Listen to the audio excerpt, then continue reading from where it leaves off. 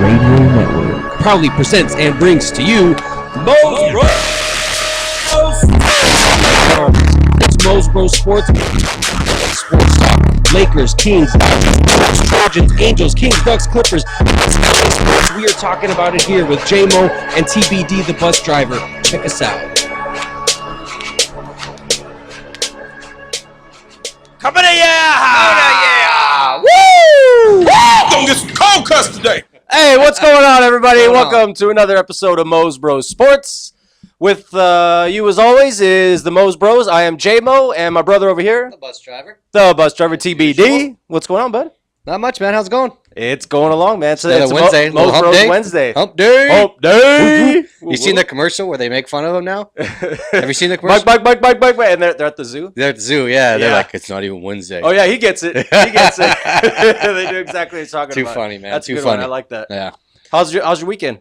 Not too bad, man. Not too bad. Had a couple buddies over. Watched a little professional NFL football. Okay. Got As opposed to the amateur NFL football. Well, you know. Had my couple buddies over. One of them's Pats fan out there, Shmoo. Congratulations, Patriots, beating up on the Ravens. Not beating up, close game. It was a very close game. Yeah, 35-31, I think, was the final score. So Came down to it. yeah, but had a few cocktails, whatnot. A couple of Chardonnays. Yeah, maybe a couple 2 slice of pizza, 2-3 slice of pizza, and Oh. a couple wings, and we called it a night. Oh man. I That's mean, the it was- trifecta right yes, there. it was a pizza, little- it was- I mean, pizza, beer, and wings, And football. and oh my gosh, you might just go over the top. Somebody's gonna pass out there. Well, And I heard you also had a little shuffleboard. yeah, that was going Monday on night. Monday. Yes, sir. Monday Monday night champs. over at Roscoe's bar at Fullerton. Okay. Me and my good buddy Gonzo Mm-hmm. came down all the way from the losers bracket. Beat One team and had a double dip the champ, or not double dip the number 1 seed. Took them down, man. They were pissed. Really? They were pissed. We took them down in 4 games. So did you share a beer with them after you were done beating them, or they didn't want no part of that? Nah, they were pissed, man. Oh, They yeah. They went straight to the smoking section. They just went out there and puffing away, man. They were pissed. You got a heater. Yeah, we celebrated by having a couple. We had to split a sandwich. Oh yeah. Bomb sandwiches there. Great sandwiches at Bomb Roscoe's. I will say sandwiches. that. Oh, I've yeah. only been there a handful of times, but Yeah, it's great good stuff, man. sandwiches. Good stuff. Also, did you watch the Golden Globes over the weekend by any chance? I did catch a A little little bit off of the Golden sports, but- Globes. Yeah, I know it's off the sports topic, but I did Yeah. watch the Golden Globes because it was funny. Yeah. I liked Tina Fey, and I'm not a big Amy Poehler fan, but I mean they were ripping on everybody in the opening. I thought it was pretty cool. Yeah. Michael Keaton won for that Birdman movie. All Best right, actor, I want to see that. for a movie. Yeah. And what's his name from House of Cards won for House of Oh Cards. yeah. What's his name? Kevin Spacey. There And you it go. was his. I didn't know it was like his first time. Like he had been nominated like 8 or 9 times. And correct me if I'm wrong, but I think this was his first time winning. That's what they said. Yeah. About 8 or 9 times. So good for him. I think he gave a F Yeah. all y'all, or about Yeah, he F in did. time or something Yeah, he did. like They got that. deleted. Yeah, he was They got really deleted. excited about it. Yeah, but they both gave some pretty good speeches though too. It was pretty good. So I noticed you got a new shirt. yeah, I just want to show Give me that two. off because I love give me it. 2. Give- You tell.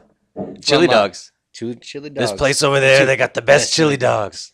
Why don't you go over there and give me 2 of them? What's he say? I'm so hungry I can like eat a horse or something like that. Something like that, He said yeah. something once he gets him in his hand. Oh man, that's a great movie. Point Yes, Break. sir. Point Break. Check it out, everybody. Back. It got a little sports in that movie too. A little Johnny Utah. Yes, sir. College Johnny Utah. football. And I think, Quarterback. a good way to segue into college College football. I football. think that's where we're going to start it off, right, bus driver? Let's do it, man. Let's Mr. do Automatic. It. Yes, sir. Started off with the championship game, the first ever playoff bracket championship game. Absolutely. Ohio State Mhm. defeated Oregon 42-20. Yep. I believe that's the correct score. I've got 42-20. I thought it was a well-played game by both sides. Ohio State had some turnovers. Yeah. Dominated for the most of the half, most of the game, I should say. Yeah. Oregon couldn't really get their running game going. Mhm. Mariota, I think, only had 30-something yards. The Right. running back on Oregon also, I think, had like 30-something yards in rushing too. To total, I think, under 100, if I'm not mistaken. Yeah. So- Their premier back, Thomas Tinner. Yeah, he had 12 rushes for 62 yards. So Yeah, so they held him in check, and some people were talking down on Mariota, and he had a so-so game. I mean, I think he still threw for like over 300 yards. Yeah. And 2 touchdowns. I think he threw a pick. He threw for 24 for 37 for 333 yards. I mean, he completed, 64%, just under 65% of his passes. Yeah. I mean, that's dang good. I'll take that all day. And Oregon, they made Ohio State get 4 turnovers. Right. They committed 4 turnovers. Oregon only had 1. With the exception of the one fumble by Cordell Jones, that was the only one that was really unforced, I think. But the other ones were forced fumbles. That was hand. I mean, that was just great defense by Oregon. Right. I mean, if someone had came to you on Sunday night and said, "Hey, tomorrow Ohio State's going to have 4 turnovers and Oregon's going to have 1," who do you think's going to win the game? I probably would have said Oregon's. You would have said Oregon all day, Oregon's right? got like 60 points if that's happening. You know what I mean? Right. Because they're probably returning one of those turnovers, especially with a third-string quarterback. Third-string quarterback from Ohio State. And now the discussion is, should he go pro? Should he stay in college? There's a big topic of discussion today in the sports talk world. Your thought? He's a redshirt freshman. Okay. And I thought a lot of people are saying it, so obviously he must be able to go. But I thought you had to spend 2 years. So he's a junior, but he's a redshirt freshman. So I think that freshman. makes him a sophomore. So I guess technically that could be 2 years. So it's his 3rd year, but only his 2nd year of eligibility. Correct? This year? No. Okay. He's a sophomore. Okay. But he's a redshirt freshman. So that means That means he was redshirted last year, and right. now this is his actual first year of college football. Gotcha. To be active and playing. I think that's how it works. Right. So maybe he can go to the draft. I still don't think he should. I think they should go out and battle for the starting position tomorrow. I mean next year. I'm sorry. I agree. Between him and the guy that got hurt, I can't think of his name right now, but Barnett or Barnett. Yeah, he was starting all season long. Right, and all 3 of those guys are supposed to come back next year. That is, if none of them, Braxton go Miller, to the NFL draft. Braxton Miller, he's probably he's going somewhere. He's not going pro. He's going to go play at another college, but he is going to go. He's gone. But just watching that championship game, I mean, I don't watch a lot of Big Ten football during the regular season. Yeah. I mean, the kid. I mean, and speaking of Cordell Jones, just raw physical talent. I mean, the guy's just a beast. I know, you know what I was thinking? I was like, dang, if LeBron James played football, he might have looked something similar to this guy right here, is the way I was looking at it. There were some quarterback draws, and he ran the ball right up the middle, and you could see linebackers ready to go. And a couple times he truck sticks some of those dudes, man, just ran them straight over and got a couple first downs. Absolutely. But speaking of that too, which surprised me, one of the stats that surprised me about the game was that he actually only rushed for 38 yards. I know that's pretty good for a quarterback, but it seemed like a lot more. And that was on 21 rushes. So he was only averaging about 3 yards a carry when he was rushing it. I mean, most of the time those are when the plays fall apart. There were a couple of design runs. But overall I thought he played really well. Like I said, I think just raw physical talent. He definitely I think will be an NFL quarterback next year. I mean, next year he'll be holding a clipboard, but I think it's better he stays another year. Compete for the starting job next year, like I said. I don't even think it's going to be. I don't know that it'd be much of a competition, though. I mean, you got this kid who comes in who hasn't started any games, and look at the teams that he beats. He beat Alabama and he beat Oregon in like the 2 most critical games of the year. And I think Wisconsin in the Big Ten. Yeah, that's right. I mean, the kid's got ice water going through his veins. I mean, he just you got to check his pulse to see to see if he's breathing. Yeah, but go ahead. The main player in the game is the running back. Oh, Elliott? Ezekiel Elliott? Yeah, Ezekiel Elliott. Zeke. Over 200 rushing yards, almost 250, 4 touchdowns. Just dominated the whole game. I heard a good one. Ezekiel 25-17. 25. That was his average yards per carry. No, but they were saying that's how it should have broke down. Damn. Is that really true? That would have been really good. 25 yards. No Pulp Fiction. That was his yards per carry. But it looked that way. I mean, the guy... I noticed the same thing out of both running backs, out of Elliott and then Tinner for Oregon, just explosive coming out of the backfield. I mean, as soon as they touched the ball, it was just like, boom, they hit the line or they hit the gap and they got right at it. Yeah. But for me, what I saw was the difference was, I don't know if it was experience or if it was just the O-line. I mean, it was a combination of a couple of things. So where Oregon, I think, suffered, and part of the reason why I think they really lost the game is because they couldn't develop that ground game. I mean, they had a lot of couple big drop balls too, if I remember correctly. On passes, on third downs, a couple times they went in on fourth down. A couple of their receivers should have caught the ball, and they ended up slip. I mean, some of them were guys who were wide open. Yeah, ball slipped right through his hands. Right. So, but like you said, I think they couldn't get their running game going, which affected them. So they just brought pressure and made Mariota throw the ball. Like I said, he still had a good game. I thought 300-something. Oh yeah, Mariota had a great game. I know they're coming from behind, so he's got to throw the ball. Right. But I mean, that's what he had to do to get his team to win. I agree. So But I mean, one of the things I saw that I think like one of the reasons why I think they weren't able to set up the ground game. Yeah, Ohio State, stout defense. Really, like you said, they packed the box and they just didn't really let any holes open up for them to run through. But like I said, I mean, this kid was just explosive. So he'd hit the line and then nothing. But either one of two things needed to happen. I thought in order for them to be successful in the running game, he didn't either be patient. And you've seen it in the pros when they've got the sky cam from above or whatever, and you see the running back get the ball and he just kind of stutter steps a little bit. He waits for that gap and then just boom hits it hard. Either that is what he needed to do, or bounce to the outside. Because there were definitely some plays where I think he was halfway to the line and saw, oh man, I got nowhere to go. And if he would have bounced to the outside, he probably could have picked up 2, 3, 5, maybe even 10 yards, depending on how quickly he got away. Yeah. So I don't know if I'd count that to inexperience or maybe just running into a brick wall at the line. I don't know. And it's almost the complete opposite of what Ohio State's running game was doing. Right. The Ohio State's running back, every time he was handing the ball, it almost seemed like he was getting almost 5-7 yards of carry. Mm-hmm. Just breaking through the line, getting to the secondary, and waiting for one of their defensive backs to come and take him down. Mm-hmm. They unfortunately weren't able. I mean, obviously were able to tackle him. Right. But for him to gain over almost 250 rushing yards in one game, right. I mean, that is just unbelievable. Unbelievable. And that was another thing too, is Oregon's defense just had trouble tackling. I mean, besides the fact that there were some high tackles that were probably bad, I mean, they just weren't able to wrap the guys up. They weren't able to tackle them. And let's face it, I mean, Cardale Jones is a big boy. Mm-hmm. That's a hard guy to take down. Yeah. I heard the comparisons to Roethlisberger or Cam Newton. Yeah. So like Steve McNair, another big guy going back in the day. Yeah. RIP. Steve McNair went to what college? I want to say Tennessee, but I'm probably wrong. No, he played for the Titans. I know that. That's a good one. That's what I was thinking, yeah. I want to say like Eastern Carol. He went to some like mid-school or something like that. Marshall, like Randy Moss or something like that. So first college football playoff. If we hadn't had the playoff, if we still would have been the BCS system, we would have seen Florida State and Alabama in the championship game. The losing teams. Now we've got this playoff system. So what do you think? Does the system work? Do you like the way it turned out? I do like the way it turned out. Yeah, I do like the way it turned out. I think they got it right. I think TCU probably should have been in there. Mm-hmm. I don't know who they take out because obviously Ohio State won, right? And they would have been the 4th seed, right? But I think they got it right. I think they did. Oregon, I thought was probably the 1 or 2 top. They could have been the number 1 seed throughout the season, right? I think they lost 1 game, and Bama could have been number 2. I mean, Ohio State had 2 losses. So I think that's why they were the 4th seed. Right. So, and Florida State, I didn't think they had a chance. I think Florida State would have lost to any of those 3 teams, no matter who they were. I think Jameis Winston just didn't have it towards the end. I don't know what it is. Yeah.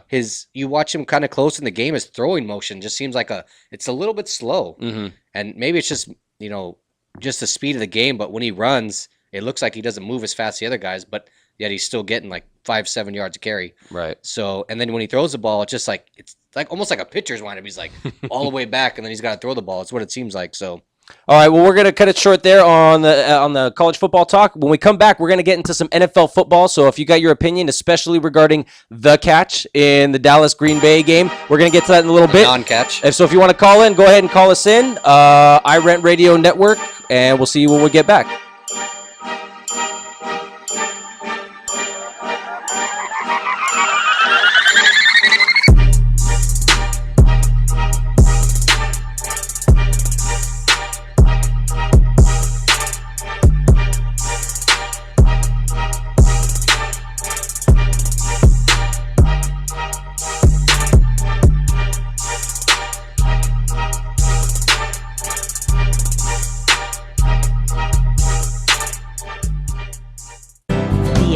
Know that for pastry, Baker's Bodega has it all. Exclusive brands like Westco Bankmark, Satin Ice, and Pastry Pride. One-on-one day seminars for cake decorating and gelatin art. So for our service, wide range of ingredients and supplies, and for the low prices, Baker's Bodega has it all. But you don't need to be an expert. Baker's Bodega, 7869 Paramount Boulevard in Pico Rivera. Come, we're waiting for you. Do we have your attention? When it comes to tequila, 2 things matter: heart and passion. Never compromising integrity for mass production. Number 1 Tequila delivers the goods. Taste the heart and passion of Mexico in every bottle. We make it right. We make it fun. Superior tequila. There's only number one. There's only number one. There's only number one.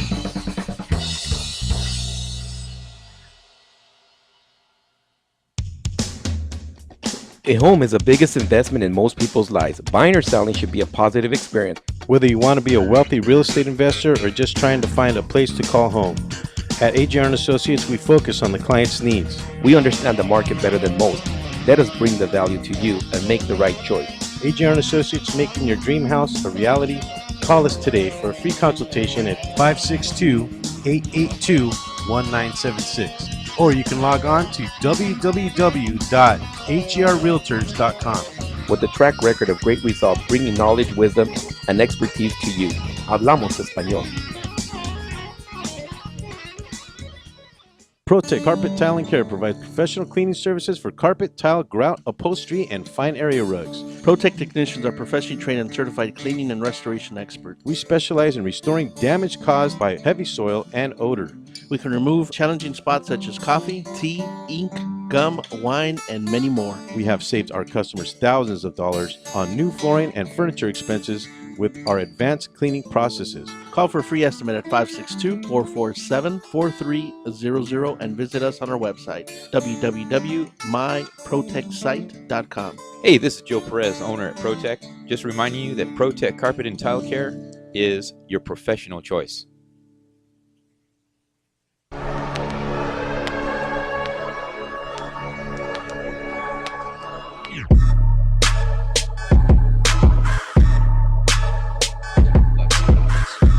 All right, what's going on, everybody? We are back. Welcome back to Mos Bros Sports.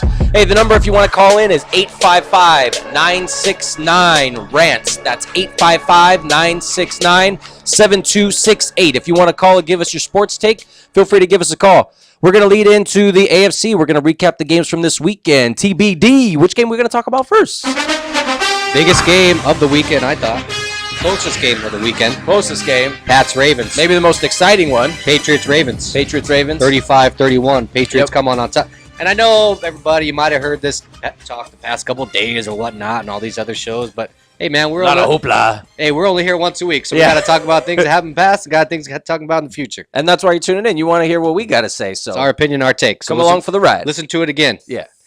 So Patriots 35-31. Yep. Close game was going back and forth. Actually, the Ravens came out on top 14 strong. 14-0 in the beginning, and I was like, oh, man, here we go. I was worried about it, too. Definitely like, watching no the game. I way. said, no way. Because in my No way they're gonna come back. I've got the Pats going all the way to the Super Bowl, so I was panicking a little I bit. got Pats winning the Super Bowl. I do, too. Yes, sir. Yes, sir. So, anyways, good game by both sides. Ravens had two turnovers. Patriots had one.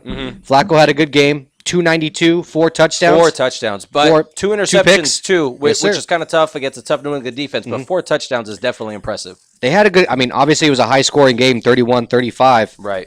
Flacco had 4 touchdowns thrown and almost 300 yards passing. Forsett had 129 rushing yards, so their offense was moving. Solid game. Moving down the field. I don't know why they couldn't, Patriots defense is pretty good this year. Right. I thought they'd be a little bit more aggressive on that, but when you play, as hot as Joe Flacco was coming out of that first playoff game. But it's tough. When you look at their receiver sets, you got the 2 Smiths, Yeah. And then Owen Daniels, a tight end. Owen Daniels, a tight end. Yes, sir. And then you've got Forsett too, who's always available for a check down when he's not blasting through, Correct. the line.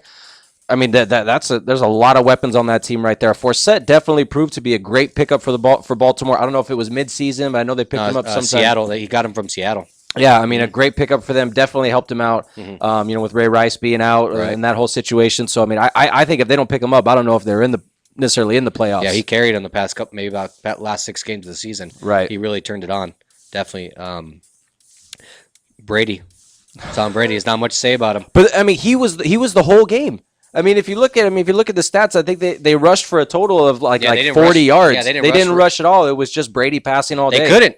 Right. They couldn't. Nada in the middle for the Ravens, and they have Suggs on the outside, and, Right. and he possibly could be the defensive rookie of the year with Mosley Right. up in the middle. You know what I mean, coming from Alabama. Yeah. So, but he had just a great game. 367 yards, 3 touchdowns, think he threw one pick. He did throw one pick. Yep. And then they had that trick play when they threw it back to Edelman. Right. Edelman And threw it down to Amendola. he was 1-for-1 with 51 yards. yeah, Great man. passer rating there. Filling up the stat sheet, man. Absolutely. Filling up the stat sheet. Yeah. Gronk had a great game. 7 catches. Over 100 yards. 108 yards and one touchdown. Yes, sir. Amendola, quiet all Finally season. got. I know Quiet that's all what I'm season. saying. They finally were able to bring him into the game. I mean, That's what the Patriots are good at, though. yeah. They knew that Gronk was going to get covered and Edelman were going to be the two big targets. Right. So what does Brady do? I think Amendola had like maybe 80-something yards, too. Right. He had a great, solid game. 5 catches for 81 yards and 2 There you touchdowns. go. Gronk still had a great game, but I Mhm. think Edelman's stats were down a little bit. I want to say he might have had maybe 40 to 50 to 60 yards receiving. But he's been their no go-to all touchdowns. year. He had 74 Edelman? yards on 8 catches. Yeah, Yeah, that's what I'm saying. Yeah. So I mean, but he's been their go-to all year. So that's the Yeah. thing. That's the thing about the Patriots. They've got so many tools that they can hurt you one way or another. Yeah, they had like 3 running backs. Yeah, They and can all play. I attribute it to great game planning. They knew Baltimore, great defense, great up front. It's going to be hard to get running yards, rushing yards on them. And so they designed the plays and they made a game plan around passing the ball, and that's what they did all day. I don't think it was, they tried to run the ball and they said, "Oh crap, this isn't going to work." So let's go. I think they really. I look at that, the staff they've got there under Belichick and his staff he's got planned for this all the way, and can't say that they exactly saw it coming out this way with just barely getting over Baltimore, but I think they executed their game plan great. What do you think about when you see one thing that trips me out when I see a tight end like Gronk lined up on the outside, like on the sideline part as a wideout?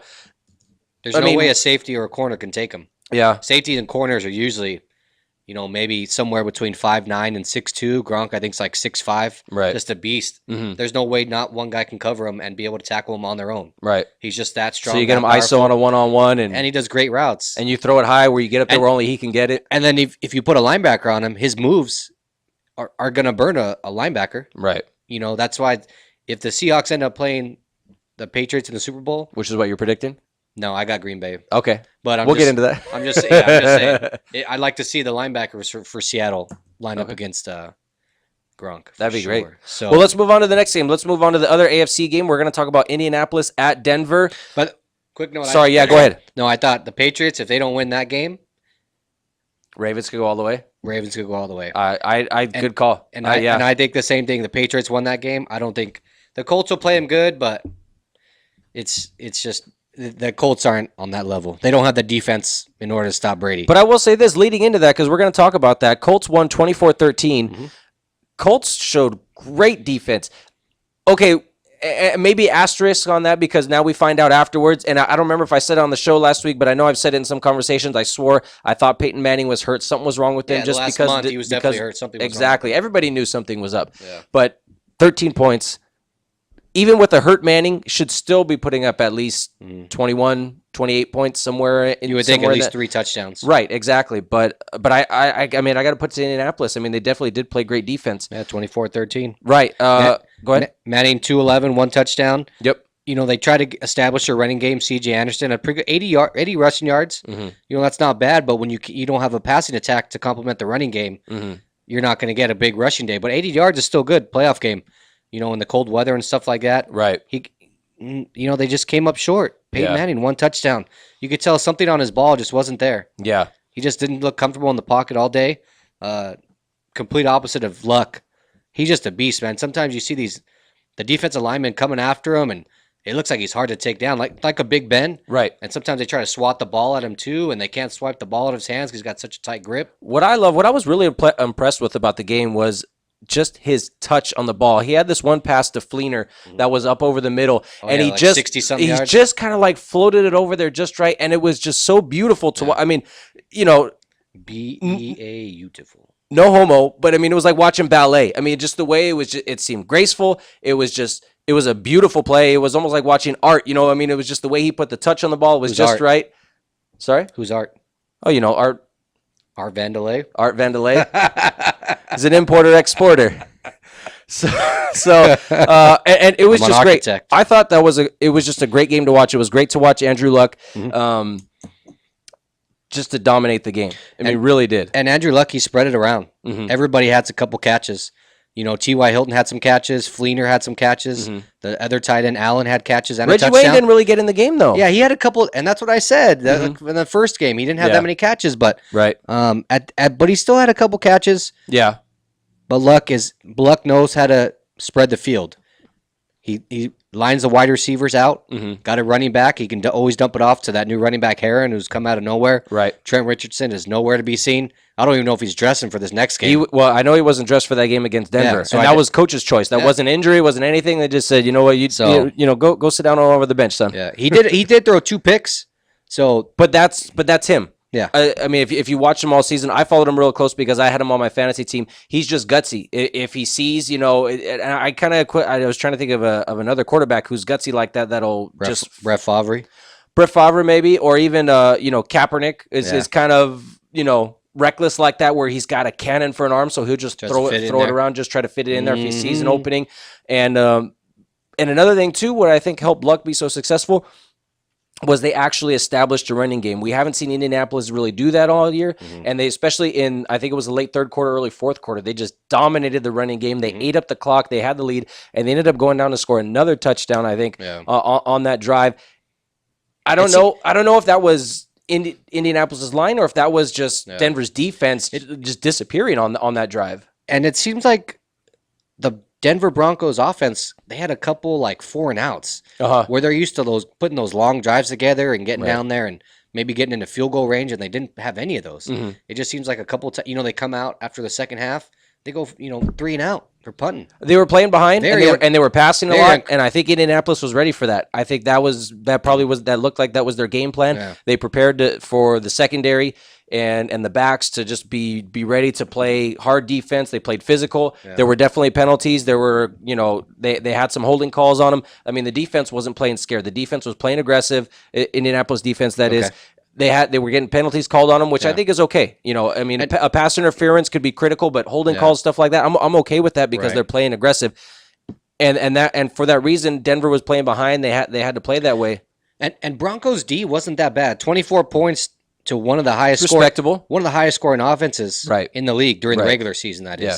So 24 points to, a top 1 or 2 quarterback in the league, maybe top 5. I could be pushing ahead to get there a little bit. Right. So, but they held them to 24 points. I still think they could have done a little bit more. DeMarcus Ware, you got Von Miller on the outside. Then they got Hakeem Talib for the Patriots. That was a big pickup in the offseason. And it seemed like they couldn't stop them. They look clock management. I'd like to see the time on clock management and how long the Colts had the ball for.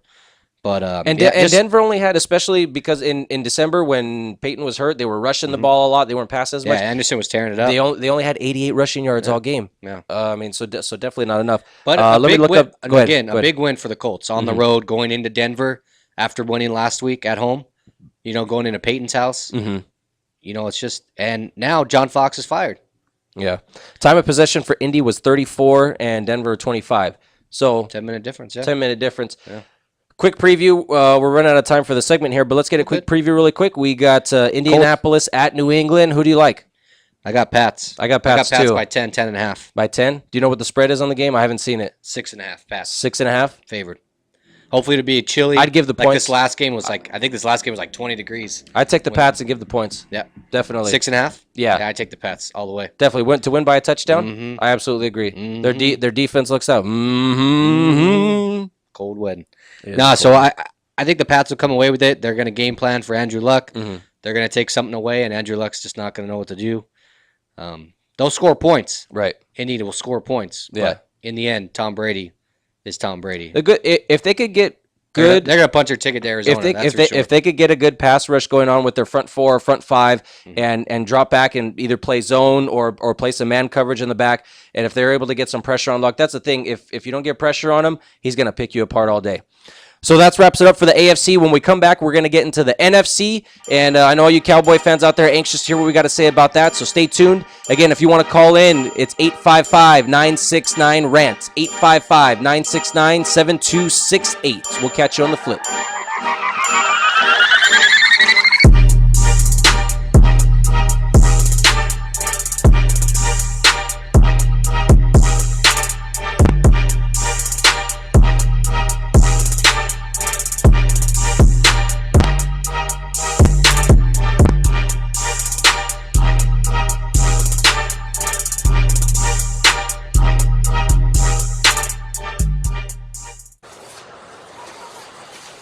up, homie? What's happening? What's up, bro? Hey, man, are you into sports? Oh, yeah, bro. Angels, Dodgers, Ducks all day. Oh, yeah, you gotta listen to the Mos Bros Sports, man. They cover LA sports. Where can I listen, bro? Oh, you gotta check them out on iRant Radio. That's irantradio.com or Mos Bros Sports on Facebook. You gotta check them out, Holmes. Okay, bro. I'll check them out. All right, I'll check you later, homie. All right, man. See you later, bro. We are the Three Guys Rant with Arvin, Mike, and Phil. Make sure to check us out every week at the3guysrant.com. And you'll find out what they say we're faces for radio and voices for the deaf. Damn right. Have you seen yourself lately? Hey, I'm audio candy. All right. Always tune in each week so you can hear the really absurd news and talk with the Three Guys Rant. Arvin, how do they reach us? Call us at 855-69-3-GUYS. 855-69-3-GUYS. It's hot out here. I need a drink.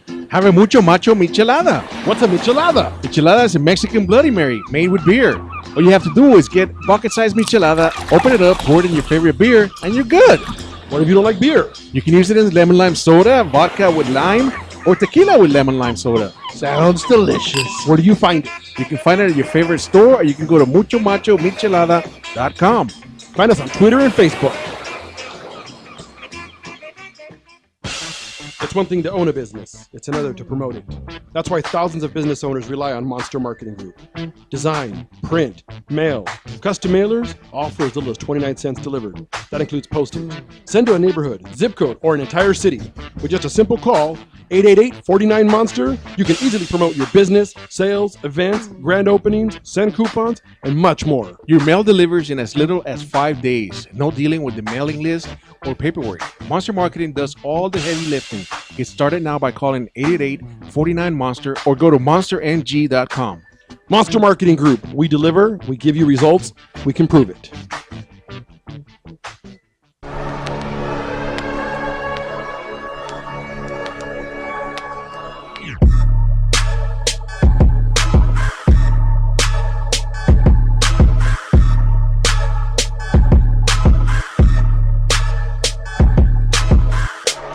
The sports world. Welcome back to Mos Bros Sports. If you want to call in and give us your sports take, give us a call at 855-969-7268. We'd love to hear what you got to say. Leading on to our next topic, we're going to go NFC TBD. What's the word, my man? NFC, my man. NFC. So, Seattle, Carolina. Saw it coming. You knew it was going to happen. Everybody saw it coming. If you didn't lay the points on that, I think you was a fool. Mm-hmm. Seattle came away with the victory, 31-17. Mm-hmm. You know, just Russell Wilson just playing great football. You know, 268 passing yards, 3 touchdowns, no interceptions, no turnovers, 22 rushing yards. Curse had a big day receiving, 129 yards and a touchdown. Mm-hmm. Marshawn Lynch had an okay game, 59 rushing yards. You know, so didn't he have one big breakaway play there where he broke through a couple of tackles and got a first down? If I remember right from that game. But Carolina's D is still good, right? So I don't mind that. But yeah, he came away with 59 rushing yards. Mm-hmm. Cam Newton had an okay game, threw 2 picks. I mean, statistically not that bad. Threw 2 picks, but he also had 2 touchdowns. I mean, 23 for 36 for 246 yards. That's not bad statistically. I mean, a good completion percentage. When I was watching the game, I said, "Dang, you know what? This game it was close. Looks a lot closer than the score." Yeah, exactly. Mm-hmm. Exactly. The score seems a little bit out there. Mm-hmm. If you were watching the game, you would think it'd be 17-24, 24-20, something like that. Right. It seemed like a close game, but Seattle came away with the victory. And then was it Chalmers or Chambers had the pick 6? Yeah. Cam Chancellor. Yeah. So 3 turnovers for Carolina. Right. Altogether, so you can't win like that in Seattle. No, you got to have 3 turnovers. Your game's got to be tight, right? When you go up to Seattle, anytime you turn the ball over, just gives Russell Wilson the ball in his hand. Mm-hmm. Just to talk about Art from last break, right? You know what I mean? Art Vandelay. He just does it out there. He passes. If he can't find anything, he scrambles, keeps the ball alive, keeps the play alive. If he can't anything, he takes off with his feet. Right. And he's smart. He slides or he gets out of bounds. Well, former baseball player. He's actually one of the few quarterbacks that actually can slide, and he does it well. He's got good form. He does. So you could definitely tell where his baseball background comes in there. Yeah. So But for the most part, you know, they're going to have Green Bay coming in there. Packers beat the Cowboys 26-21 off that so-called catch, non-catch going into the Packers and Cowboys game. Well, yeah. Well, let's not shy around it. I mean, let's talk about it. I mean, what do you think about the call? I mean, The rule's a little weird. I still don't understand it. Right. I know from a couple years ago, because I had Calvin Johnson on my fantasy football team Right. the year they took that touchdown away from him against the Bears. I think we're showing the play right here. Perfect. So I think it's an incomplete catch because I get it, but then again, there's also those plays where the wide receiver, the running back, you know, dives over the post, and then you know you see him come out of the end zone, and then the ball's out of his hands. Right. You know, so does that mean because he already has control of it? Because he already has control of it. Is that how it works? So here's the way I read it, and from understanding the explanation from the referees, because they even said they reviewed it. They went to the president, the vice president of the referee association. They said we got the call right when they challenged it. They got the ball right on the field. They called it a catch because all day, you know, if we're playing, you know, pick up football at Parnell Park, you know, with Eric Polos and James Brown, you know that's a catch all day. Nobody's going to call that a fumble. But comes down with the ball, takes 3 steps. Yeah. They're saying that the steps were the momentum because he jumped up in the air. The momentum's bringing him down. Was not technically a football move. It did not make a football move. Jinx. Exactly. All right, I'll give you a beer. And so when he reached out, you know, loses control of the ball, didn't maintain it throughout. It pops up in the air. Yes, he comes back down with it in the end zone. You know, but I mean, so that's the way I look at it. He didn't make a football move. You know, was not able to maintain control and keep a football move, and that's why. But it's still kind of weird. I mean, I'm watching the play. Ground can't cause a fumble. It looks like a catch all day. I like the play call. I know we talked about this earlier in the week. I like the play call. I thought, you know, having Des Bryant isolate on the outside, one-on-one, there was a mismatch. He I mean, Des Bryant's what, like 6'5". I think the guy guarding him was like maybe 6 foot. You know, throw it up where only Des Bryant could get it. But it takes a perfect throw and a perfect catch. It was a perfect throw. I mean, dang near perfect throw. Yeah. And you know what? I honestly thought the catch was perfect. But they were going for it. I don't know why they were going for such a deep. All they needed was a first down. I think it was. I think they only needed, you know, less than 10 yards, maybe like 8 or 9 yards, something like that. But if you're Green Bay's defense, do you see that play coming?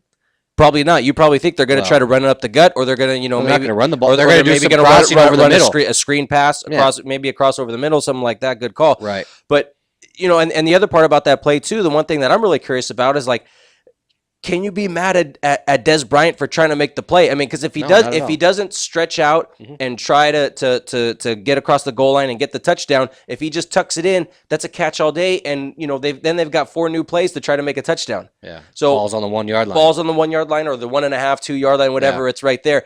But so if he tucks it in, you know, they've got a chance. So I mean, can you be mad at him for doing what you really pay him to do? No. I mean, he's a competitor. He's out there competing. Jumps up, makes a great catch in the air. You know, jumps up to God knows where, what feet. You know, and he gets up there, he brings the ball down, and like you say, it takes 2 or 3 steps. But when he comes down, the ball comes out a little bit, and then he kind of turns over, and then you can see the ball in between one or 2 of his hands. Right. Or he only has 2 hands. So right. It's got to be in between both of them, right? Right. So.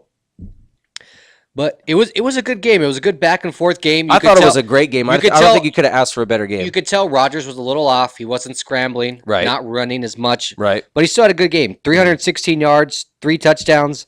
Eddie Lacy had a good game too, over 100 yards rushing. And you know, Cobb and this kid, rookie. Shout out to my boy Steve. Okay. We got him in our little fantasy football playoff series. Oh, did you? Yeah, Devontae Adams, 117 yards, 1 touchdown. Good game.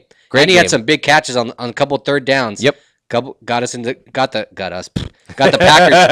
Packers in a good position on the field. Right. And Cobb, another big catch too on a third down, had 116 receiving yards. You know, the Cowboys statistically had a good game too. They had a great game. Romo threw for almost 200 and 2 touchdowns. Right. But you know how the Cowboys are playing now. They're rushing. Right. And what did DeMarco Murray do? 120.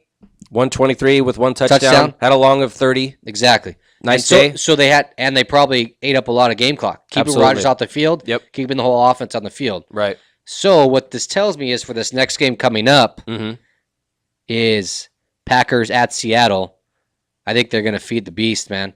You think so? Marshawn Lynch all day long. Yeah, eat all up that day clock. long. Yeah, good point. DeMarco Murray's got a $120. To your point, really quick before you go on the time Yes, of possession, Dallas 30 minutes, 39 seconds. Green Bay 29 minutes. So I mean, yeah, right close, there. yeah. I mean, definitely a good back and forth battle there as far as time of possession. Yeah. And you could see it throughout the whole game. Again, I like the way Denver played. I mean, one of the stats you want to look at sorry. Dallas. Getting my D's crossed up. Double D's. If you want to look into the third down efficiency is usually a good stat people like to look at as far as, controlling the game. Dallas was 4 for 8.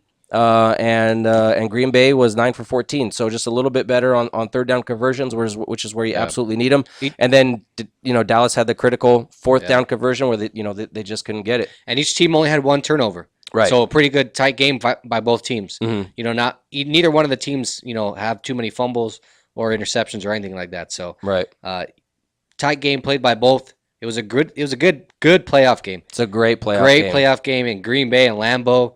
I love those aerial shots where they're like showing the stadium and there's like a house like less than like 50 yards away. Yeah. It's just right in the middle of an old school town. That's what I've heard about it. Yeah. Snow all up on the floor. Oh man, I'd love to go there and watch the game. Oh, absolutely. Bucket list. It's one of those meccas like Wrigley. The old Yankee Stadium before it got torn down. That's where I'm going. Yeah. But that's one of those stadiums. You got to go to Wrigley. Fenway. Yeah. You know what I'm saying? And we're lucky enough to get Dodger Stadium. yeah. Yeah, we do have that here, so we're lucky enough to get that. But I wouldn't even mind going to. I mean, not that I would make it a destination a point, but I'd like to go to maybe some of the newer stadiums like the Palace in Dallas, AT&T Stadium. I mean, that just to see that big TV in the middle of the stadium would be really cool.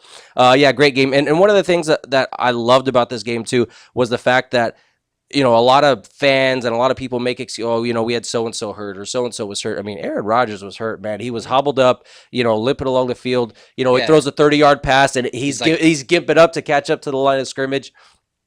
No excuses for injuries. I mean, big players show up at big-time games, and that's exactly what Aaron Rodgers did. Had a great game. I'm hoping he'll be healthy for the Seattle game, but even if he is, I don't see him winning the game. I see Seattle taking it. I mean I've had Seattle ever since the beginning of December. They just caught fire. I think it was late November, early December. It seemed like right around Thanksgiving. I think Seattle really got into a groove, and they just seem like they've got everything working for them. I mean, Marshawn's rushing great. Russell Wilson looks great. They're not making a lot of mistakes. The defense looks good. Cornerbacks are locked down. I think they're a great team, and they've got every aspect of their game working for them right now. And I just see. In Green Bay's defense can be suspect Seattle's at favored times. by 7, by the way. Are they favored by 7? Do you take that? I think it's going to be closer than that. I would take Green Bay in the points. I think it's going to be somewhere between 4 or 3 5. and 6. Yeah. Somewhere in that range, I would say. Well, that narrows it down. Yeah. The spread's 7. Well, I mean, it could be. Okay. I mean, if the over under was at 4, I'd I'm gonna take the Packers winning by like 1 or 2 points. Really? I'm gonna say 2. All right. Aaron Rodgers is going to drive him down the field. You think for so? a field goal. And that was the other thing, but too. It might rain, too. It might rain. That was the other thing, too, is that even if Dallas did score on that play, if Des Bryant, if it's a catch, and they come down to make a play, Green Bay still had, 3.5 minutes left to rush down the field? I mean, there's not even a guarantee that they would have won the game even if that is called a catch. So all the Dallas fans that are out there, belly aching about it, look, I admit it looks like a catch. It probably should have been a catch. The rule's the rule. There's nothing you could do about it. But and I know you're not a Dallas fan, but catch? Nope. Come on, really? No catch. Okay, well, by the rule, yes, but come on. I mean, was it a catch? No. Oh, really? He bobbled it. He didn't have control. Gotta have control. All right. Even though he had those 2 or 3 steps.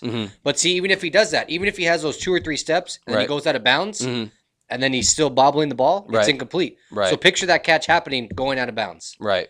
And then what happens? Okay. You know what I'm saying? Yeah. You know how the guys tiptoe on the sidelines and they catch the ball. Right. But they still have to have control on the ground. To maintain possession. Exactly. Even when they're out of bounds, they got to maintain exactly. it, 'cause if they lose so take a look at a play like that. Yeah. Where he's falling out of bounds and then he's bobbling the ball. So what about the 3 steps? Would you consider those 3 steps a football move, or do you agree with the call that they're calling it momentum? I think it's momentum because he's falling forward. He had the 2, and then he took that 3rd one. Right. But he has to have control of the ball. Okay. Is what I think it is. So Steven's got Green Bay. I've got Seattle going into this week's game, and when we come back, we're going to get into a little NBA talk and a little bit of boxing Packers, talk. Patriots, Super Bowl. There we go. I got Seattle and Packers, New England Patriots. going into the Super Bowl with Patriots winning it all. So we'll check you guys when we get back. We'll talk a little bit hoops. We'll see you in a minute.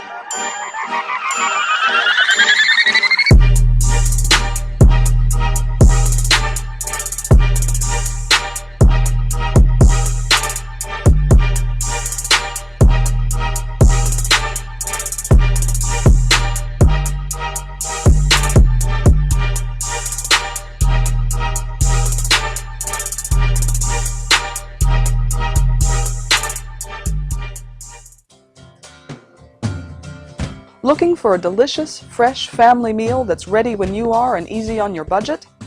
Welcome to Piara Pizza. We make our pizzas with handmade dough, 100% real cheese, and tomato sauce blended with our own spices.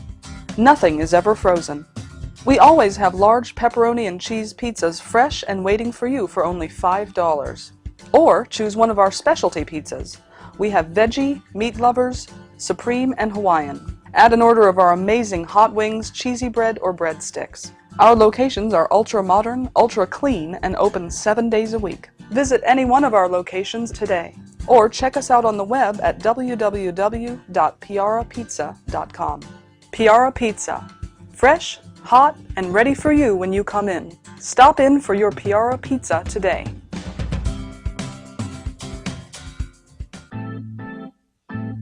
Looking for some swag? Make sure to check out monsterclothing.com. They got everything from V-necks, t-shirts, hoodies, baby dolls. And remember, custom orders are always welcome and much more. They're just not on the site yet. www.monsterclothingco.com or call them at 888-49-MONSTER. 888-49-MONSTER. Hablamos español. Doo-doo-doo!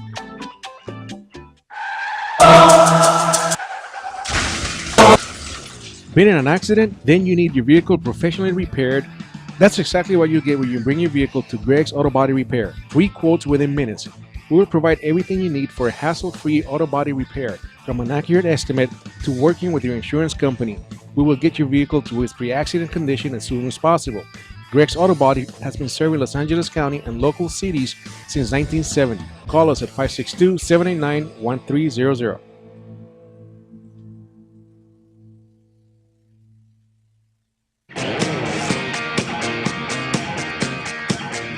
I used to be the governor, and all I do now is listening to Rant Radio Network. It's funny.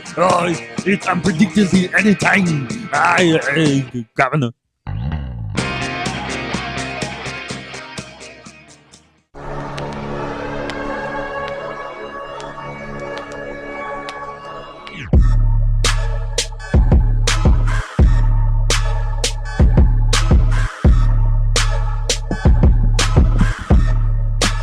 Hey, what's going on, everybody? Welcome back to Mos Bros Sports. Thanks for tuning in on Mos Bros Wednesday, 7 o'clock. You can always catch us here on iRant Radio Network, Wednesday nights, 7 to 8 p.m. with J-Mo and TBD, the bus driver. Thanks for tuning in, and we'll hope we catch you here every Wednesday. Going on to our next topic, we are going to get into a little bit of NBA talk. Hold on now. Oh. Finish up the Nice NFL there. here real quick. Just to finish it up here real quick. There has been some breaking news in the NFL, so let's talk about it a little couple bit. moves in the past couple days. I want to talk about the coaches real quick. As some of you may already know, Rex Ryan just signed on with the Bills. I think it's about a 4 or 5 year contract. I don't get him staying in the the AFC East, but if he wants to keep losing to Tom Brady and Belichick, then he could stay where he wants to. But good luck with that. Although the Bills D is pretty good, they're going against the Patriots still. And I don't think he interviewed anywhere else. I think, I did think he interviewed with Atlanta, if I'm not mistaken, or he was waiting to interview with Atlanta, I heard. Correct. And they need a coach. The Bills is a tough draw. Mm-hmm. They're really the only thing that's keeping that city relevant from what I the understand. Buffalo Sabres. Yeah. I don't Hockey. know. Yeah, I know. I know you're talking hockey. So, and then Todd Bowles, the defensive coordinator from the Arizona Cardinals, right, is now the head coach of the Jets. Jets. So we'll see how that goes. Yeah. He's defensive coordinator. The Cardinals' defense was top 5 this year. Mm-hmm. Played in a tough NFC West. Right. So to have that, that's pretty good. Pretty good on your record. He's been around the league. He's coached at a couple, never a head coach. Right. But he's been a coordinator on a couple different teams. I think maybe the Eagles, Dolphins, a couple other teams here and there. But actually, I think he started on the Jets as a coordinator. So he's been around a couple places, and this is his first head coaching job. So, good luck to him. Hopefully things go good. But same thing, like you said, AFC East, tough division. And you know what? And I think Miami's an up-and-coming team in that division. I think they could, I don't know. Dude, the Bills D is good. Bills could get a Bills quarterback. D's not bad either, yeah. Bills get a quarterback with Sammy Watkins. What do you think happened to E.J. Manuel? I don't know. Just didn't happen, huh? I just think maybe a little too soon. Yeah. Maybe he's got to sit in the classroom a little bit, study up on the playbook, study the defenses, stuff like that. Could be. And Jason Garrett, Cowboys coach, got a 5-year extension. I like the call. Yeah. keep definitely him not there. bad. So that we'll see what happens. He still has to go up against the Eagles, the Giants. DeMarco Murray definitely saved his coaching career, Of though. course, yeah. Absolutely. So did Tony Romo. Tony Romo had a good season too. Yeah, well, and their offensive line is what helped Tony Romo produce. 3 That was Pro the Bowlers, thing. I think, Yeah, for the Cowboys. he wasn't on the run all season long. The big signing for most of you LA fans around here, probably Jack Del Rio, new Raiders head coach. The defensive coordinator for the Broncos is now coming over. Former head coach of the Jacksonville Jaguars. Yes, sir. He did good as the Jacksonville Jaguars. I think he had a couple 12-win seasons. Well, it just they don't give you much to work with down there. They don't. Right. But he had a couple 12-win seasons when Peyton Manning was in the same division with the Colts Right. and Houston down there. So in Tennessee, when Tennessee had McNair at the same time. So, Right. he's got the good coaching background. Mhm. He was a coordinator for a couple of years, so hopefully he brings some of that to the Raiders. And the Raiders got a couple good young players. They got Khalil Mack, the linebacker. Mhm. They got Carr, the quarterback. They just let go of Pryor. They let him go to Yeah. the Chiefs, right? Yeah. I thought he showed promise when he did when he did get in for the Raiders a little bit. I Mhm. mean, maybe he should have been holding the clipboard again for a little bit longer, but I thought he was a promising player. But getting away from the head coaches. And then San Francisco 49ers also Yeah. signed on a new head coach. Oh, he's not new. New head coach. Yeah. He was their He was- their D coordinator? The defensive line coach. Defensive Yeah, line his coach. name's Jim Tomsola, I think is what his name is. Right. So we'll see. He's been Never with the heard of Niners. him. Yeah, he's been he's been with the Niners for a while. It's not one of those hot, sexy names, but it's a new head coach. They got to go in a new direction, and we'll see that. I mean, that team's ready to go. Yeah. They got the defense. Their defense was banged up this year. With Patrick Willis and what's his name, the Right. other linebacker. God, Bowman. They were out for quite a while this season. Right. And when you're losing 2 key parts of your linebacking core, it's difficult to win something like that. So, and the last coach, And I think they think they need some help on offensive line. That's really hurting them. I mean, their offensive line was supposed to be one of the tops in the NFC. definitely football. didn't show. Cap was scrambling all season. I think that's one of the things That's that because hurt him. he's bad decision maker. That could be a combination of that too. I mean, they had good receivers. You got Bolden, you got Crabtree, you got Stevie Johnson. Absolutely. You got Vernon Davis, one of the top 5 tight ends in the NFL. Right. So he has weapons to throw to. Yeah. So that's why I was surprised they didn't make a better showing in the AFC West this year. NFC West. NFC West, sorry. So, and the last coach to talk about still hasn't gotten hired, but there's some rumors. John Fox got fired by the Denver Broncos. Yep. It's rumored that he's already interviewed with the Chicago Bears and might be heading up there to coach a good offensive team. Yeah. Nothing really defensively strong. They've got a But lot you of good have Forte. offensive weapons. I'm not a Cutler fan. I don't think Cutler's that good. I don't think he's. If you put him in a right offense, he can do okay. Maybe. See, I mean, look at he's got Brandon Marshall, Alshon Jeffrey, Matt Forte. Yeah. I mean, come on. Like I said, the weapons. Your tight end that you had the weapons this year? are there. Yeah. On Martavis Bryant is Yep. what his name is. I think is what his Martellus Bennett. Bennett. Check it. It's Bennett. So, anyways, Yeah. that wraps it up. I got no more coaches as of right now. Those are the only coaches still out there. So we'll see what happens. We'll see what happens. So let's move on to the Lakers. Lakers with a tough loss. Well, tough loss last night, and the fact that they were able to come back. I mean, started off just horrible on a Like Miami 16-0. had an 18-0 run to start 18, off the yeah. game last night, and really just dominated. But starting in the second quarter, I mean, the Lakers really commanded the rest of the game. They were up 19-17 in the third quarter as far as points are concerned, 22-17 in the fourth quarter.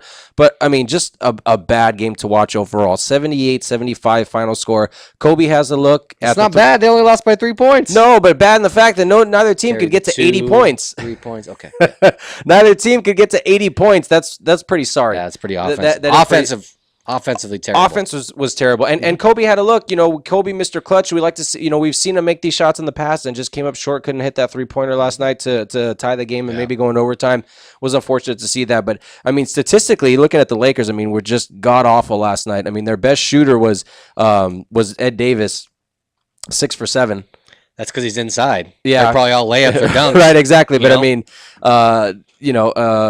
Hill was 5 for 12. Kobe was 3 for 19. Ronnie Price was 0 You for 4. just got to stop shooting the ball. Yeah. I mean, I know he's Kobe, but come on, man. But look at it. No one else was making shots I either. know. They were just chucking Where's up your boy bricks all at? night. Where's your boy, Swaggy P? Swaggy P, he did. What'd he do? He had a bad night last night. He was 2 for 11. I like that guy, man. He's He was good. 2 for 11. I like that guy. Yeah, but you know what he has? He's hit some pretty good threes. He's not a bad. I mean, they have to have another scorer to complement Kobe, and right now that's looking like the guy. Yeah. I mean, if thank God Carlos Boozer plays at least a little bit better offense than he does defense. So, What do you think about the rumor that coming March right after the All-Star break, if the Lakers are completely out of it, which pretty they are much right now. sure looks like it right now, Right. They might shut Kobe down for the rest of the season. What do you think about that? I did hear about that. To me, I don't get it. to me, it doesn't make sense. I mean, I understand. You're going to pay somebody to $25 million and sit out for the rest the of the highest season? paid player in the NBA. Yeah, to me, I mean, it doesn't make sense. He draws fans. One of the only reasons that they actually still have fans tuning into the Lakers network, why they have people showing up at Staples Center, or why they show up, in San Antonio or New York or Memphis or wherever the Lakers are playing on the road, is to see Kobe Bryant. I mean, think about it. I mean, I know we were a little bit young, but if we had the chance, to buy, if we were old enough to buy tickets to a game to go see Jordan before he was done, would no matter how bad the Bulls were, would you still go watch the game? Of course I would. All day, even if right? he was on the Wizards. All day. Get the papers. So I mean, so to me, I mean, that I understand cutting back on his minutes, definitely. I mean, if you only want to pay him, play him maybe 30 minutes a game. I mean, why sit him out? I think if he rests more, he's going to be even better next year. I mean, he's going to be a year older. Get that right? But he's still got what, 18, 19 seasons on those legs. Yeah, with 18. This is an 18th season with this the year, playoffs. Right. I mean, that's a lot of and miles the Olympics, on those legs and the Olympics. Yeah, exactly. Yeah. So, I mean, what are they going to do in the offseason? They got Randall coming back next year. Right. But do they think they're going to get some big free agent to come over and make some final push in Kobe's last year as a Laker? If they tank, maybe they got a chance at another draft pick. But okay, but a draft pick? What draft pick's not going to help them get into the Western Conference? Maybe in the East. Right. If you get a good draft pick, they can help them. But not in the West. And they've got no trade bait. One of the things that I know we didn't get a chance to talk about it, but there was a move. They had a chance. They made an offer to get Rajon Rondo. But what did they have to offer? Do you know what they offered to try to trade for Rajon Rondo? I think it was Jeremy Hill and like a draft pick or something like that. It was Steve Nash and a draft pick. Oh, okay. Who wants Steve Nash? Nah. I mean, seriously, who's gonna take? Actually, Steve my Nash? buddy saw him at a Galaxy game. Get out of here, really? Yeah, he's sitting there with his kid watching the game. Really? Just all healthy. I would have yelled at him, say, "How's your leg?" or something like that. Yeah, get your what butt are out you of doing here. here? Go get in the gym. He's soft. You know what I mean? Yeah. Go get your shine box. Hey, speaking of basketball, one of the things I thought it was a funny story. Kevin Garnett. Oh yeah. Headbutting Dwight Howard. You see that? Oh, I didn't see it, but I heard about it. Everybody was talking about it. Go ahead. But I mean, I was just because this is the second time. I'm not gonna get it, but he called him basically the same name Kobe called him earlier, and we got censors on this show, so I'm not gonna get into it. But what Kobe called Dwight earlier in the year in the first game, and Garnett did the same thing. KG called him the same thing. So I mean, what is it about Dwight Howard? I mean, I agree he's not a hard player. I don't know if I can necessarily consider him soft, but he's a big dude. He's supposed to be physical, but I don't think he is. According to most people's standards in the NBA. Right. So the play kind of happened, I think, is when I watched it. There was a foul or something, was a dead ball, and KG, the ball was in between KG and Dwight Howard, and KG kind of threw the ball at Dwight Howard, and Dwight Howard kind of turned around and was like, "What the heck you doing?" Right. And KG's like, "Come on, man, get out of here!" And they get him people's chest, and KG walks towards him and he headbutts him.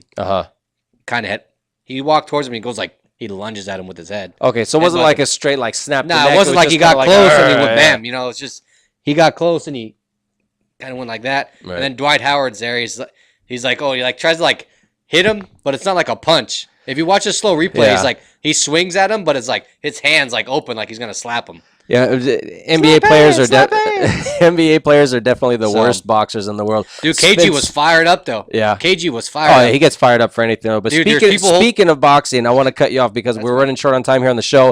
It was announced today that Manny Pacquiao actually accepted whatever terms there were to fight Floyd Mayweather. So now I guess the ball's in Floyd Mayweather's court. But they're saying it actually looks like it's going to happen on May 2nd. It's already in May. I don't know if that's. I don't know if that's what they're talking about. But is this fight still relevant? Do people still care about it? Oh yeah. Yeah? People still watch. Well, people will come, Ray. People will most definitely come. Yes, sir. I feel the dreams. Will you pay a pay-per-view to watch the fight? Yeah, I'll get a couple buddies together and we'll pay for it. I was going to say, think about what the ticket's going to be for that. It'll probably be like $75 to get it on pay-per-view. Oh, no, I don't think it's going to be that cheap. You think it's going to be more? I heard today the last Floyd Mayweather fight was $59.99 on pay-per-view. So you really think the Pacquiao fight's going to be $70? They might charge $100. That cheap too? I think that might be the breaking point. I think $99.99 might be that breaking point. I don't think it'll go over 100. Yeah, I mean it's just that's just what I think. So you definitely want to see that fight? I'll see it. Yeah. I mean, I'm not dying to see it. I think Mayweather is still the ticket in boxing. There's really not much else. Everybody pay attention to UFC nowadays. There's really not much left in boxing, but might be too much hype behind it. I think it's kind of lost its luster. Definitely, both of them are post prime, but I still hope it'd be a good fight. Hey, little hockey news, real quick. Tamo Solani. Retired as number at 8. Duck Stadium. Yes, sir. 21 seasons. We want to thank everybody for tuning in to Thanks a Mos lot. Bros Sports. Tune in next week, every Wednesday night, 7 to 8 p.m. We're here on Rant Radio Network. Thanks a lot.